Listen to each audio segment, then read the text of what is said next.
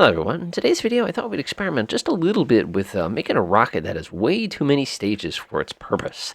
So first things first, we're going to start ourselves with kind of a regular old rocket. This is kind of the default. The only thing I've changed here is I've taken this engine, I've kind of tweaked it a little bit to give us, good old-fashioned NTO as well as some aerosine. Obviously, this is hypergolic propellants, and it's going to make our lives a little bit simpler here. But for this part, I'm going to basically leave it alone.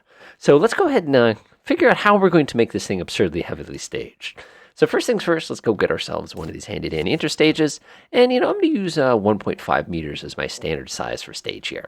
So this part of the stage is going to be responsible for basically getting us into orbit. So when I think getting into orbit stages, I typically think hydrogen and oxygen combination. So I'm going to go ahead and set this thing up real quick.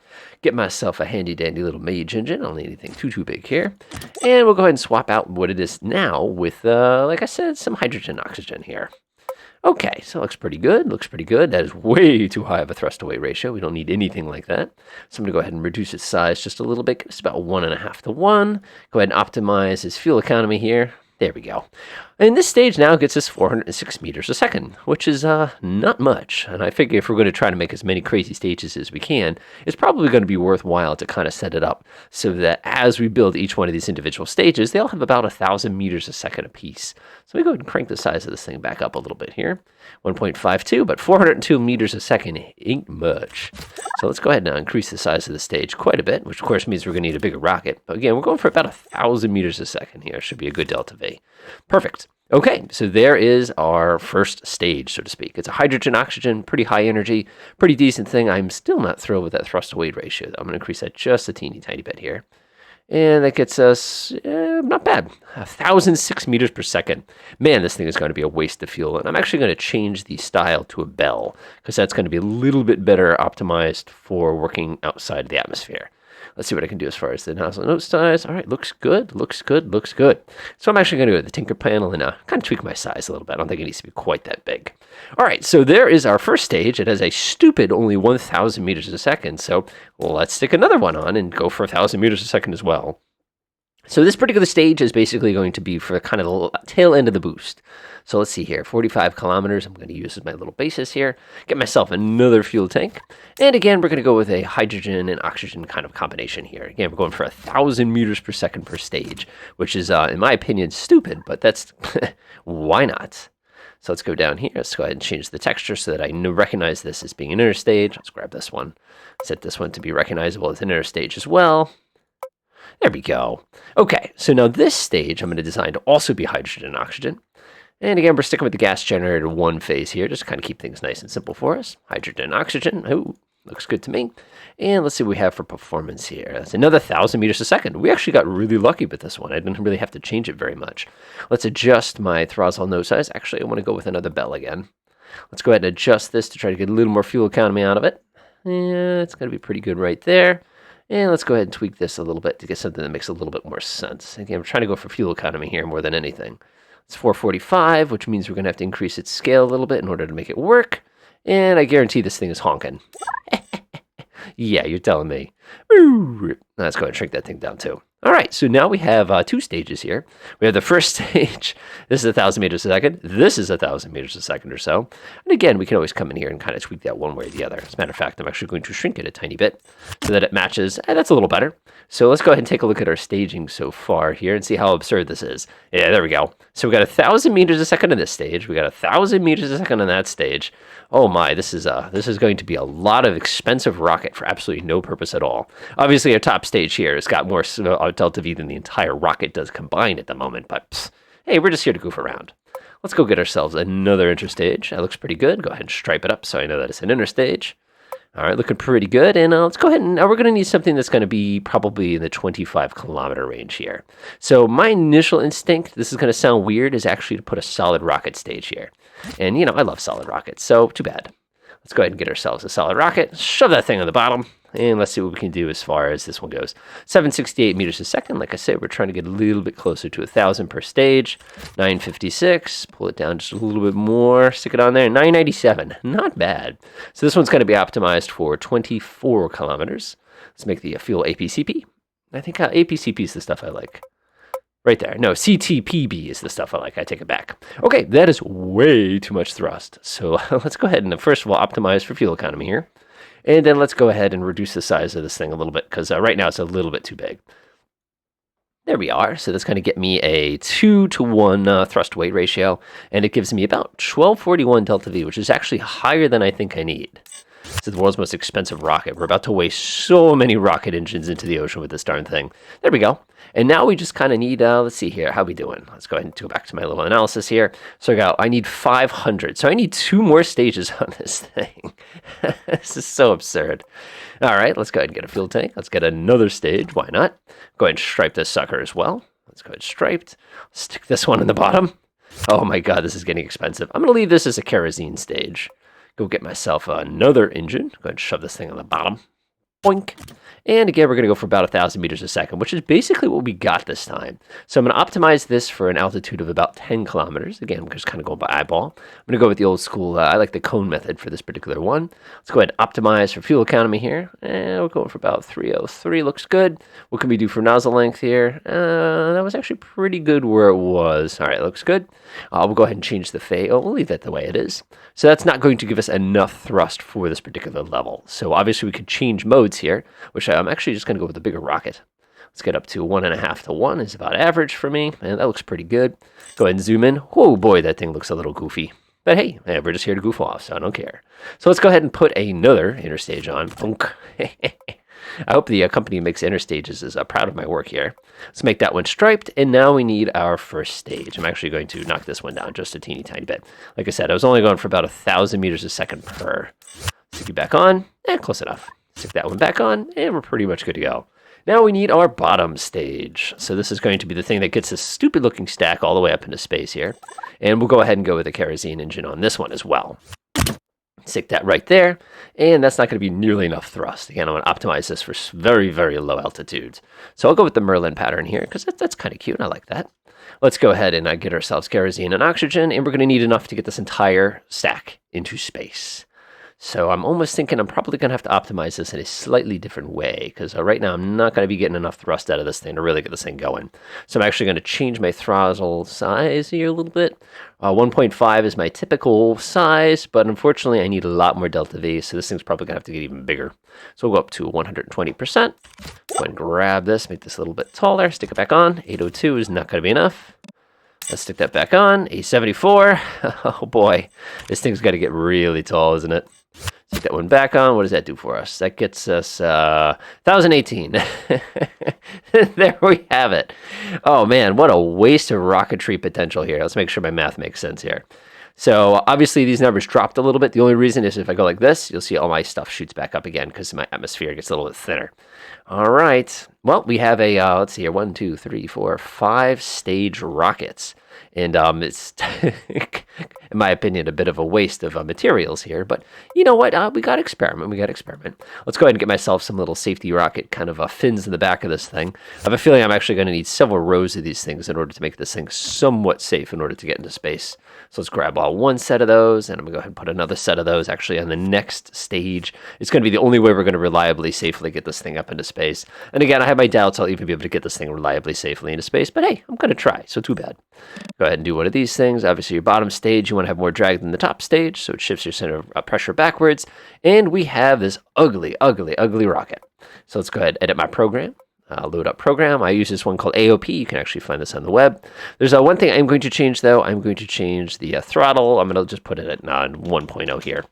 Let's go ahead and change it up at the top. Countdown time is going to be 5 seconds. I don't need any sign to boot up. Vehicle camera, wait 1 second. Everything looks good to me. Save to craft. Let's test it. All right, so I don't know what you guys do as far as betting goes, but I get the feeling this is not going to go well. But we'll find out. What a waste of rocket, I'm not going to lie. Turn my volume down so I don't go deaf here. Here we go. All right, so at least we were able to get off the launch pad. By the way, we just had a big update with Simple Rockets, which gave us this beautiful Cape Canaveral-esque kind of a situation here, and I can't wait to take a boat into the ocean here and do other things that I'm not supposed to do. Okay, so the first phase here is we're going to do our gravity turn. Now, one of the great things about using this particular one is it's gimbaled. And because it's gimbaled, we can tip the whole entire rocket over just by going ahead and basically tilting our engine just a tiny bit here. So you can see we're doing our initial gravity turn here. Now, the nice thing, and you're probably going, hey, I didn't realize this was a nice thing, is this rocket is actually very lightweight. I mean, you're probably looking at it going, really? It's like, it's not as bad as it looks. It really isn't. Remember, fuel tank is lighter than engine. All right, here comes our initial gravity turn, getting up to about 10 kilometers here. And we'll kick on our second phase.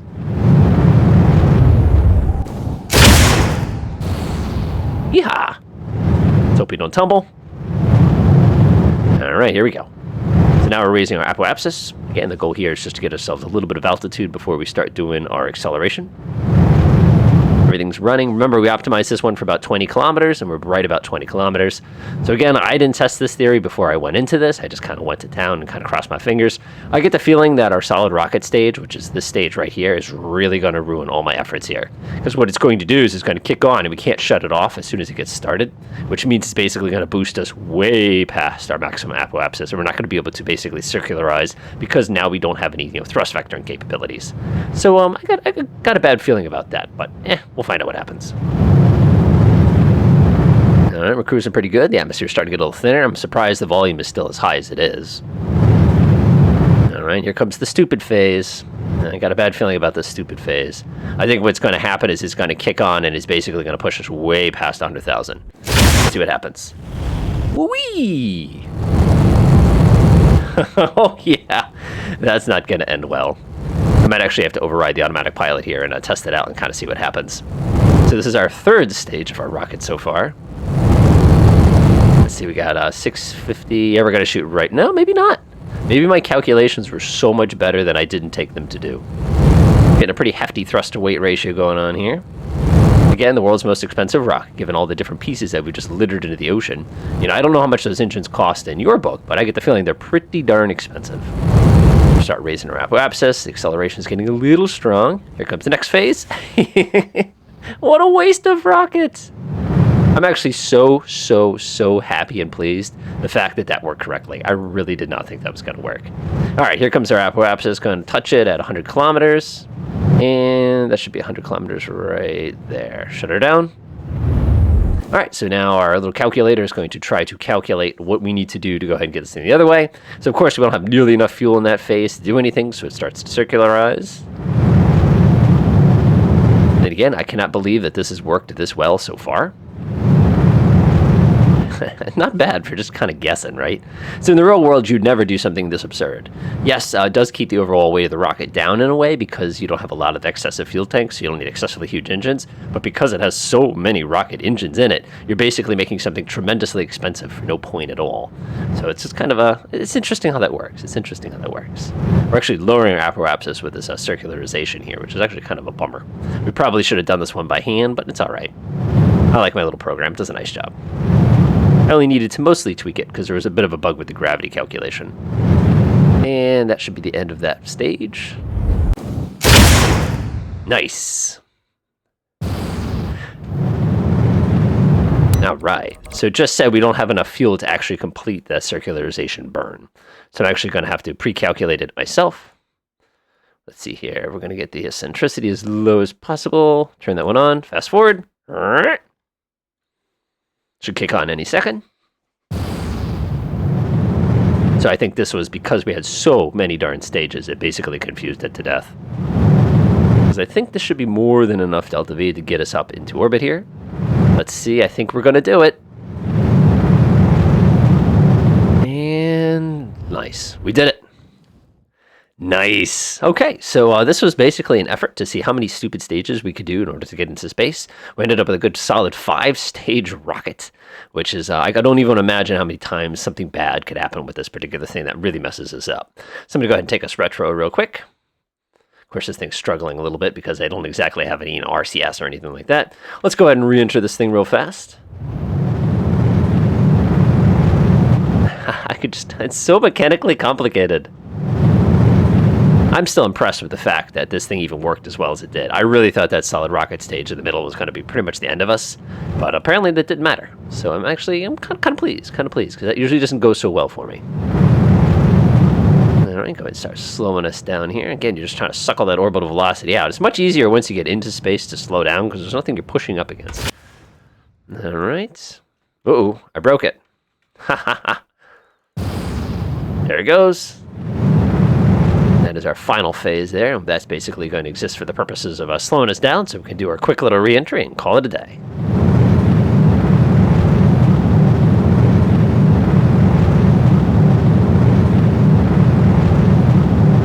Alright, any second now, we should be able to burn this phase out. I just like how the fact this upper part of the rocket literally has as much delta V as the rest of that giant stack of rocket did combined. It's just like, talk about a waste, right? Getting a little bit faster, or slowing down, I should say. Again, this thing could have taken us into orbit. We didn't need all that junk underneath us. But hey, this was just an experiment for fun. Like I said, it's always fun to experiment, although I gotta say, in upcoming videos, I'm definitely gonna have to explore this brand new solar system that they gave us, that should have all sorts of fun new things to kind of check out. It'd be neat to put like a rover on every planet or something like that, but now I'm gonna have to design like the interstellar space transport vehicle or something like that, that'll be able to give us that control. My surface velocity is almost at 0. Interesting. We're basically doing a tail stand now. Of course, when you hit the atmosphere, things are going to start heating up for you pretty much instantaneously. So what we can actually do is do one of these things. So now we've got ourselves this handy-dandy parachute, but we still have a working motor, so we still have the ability to go ahead and stick this thing into the ocean safely. I'm actually going to go ahead and disable this. I love how you can suck the parachute back in. Not 100% sure how that mechanically works, but I'm not complaining too much. So let's go ahead and do our dangerous re-entry here. 32,000 feet. Oh, we're coming down fast now. So my plan is I'm going to try to put this thing into the ocean, basically tail first, and see if it works. Again, I've got plenty of fuel left. How much delta V? Yeah, I've got 2,400 delta V left. This is plenty. Not going to gauge our parachute until we get a little bit lower. I'm not going to do a halo jump of the rocket. You can imagine how dangerous that's going to be. But I'm noticing my surface speed is starting to come down quickly, which is a good sign. Once that gets to minimum, I'll go ahead and pop the chute out. 300 meters a second. It's about 2,000. I think that's more than close enough.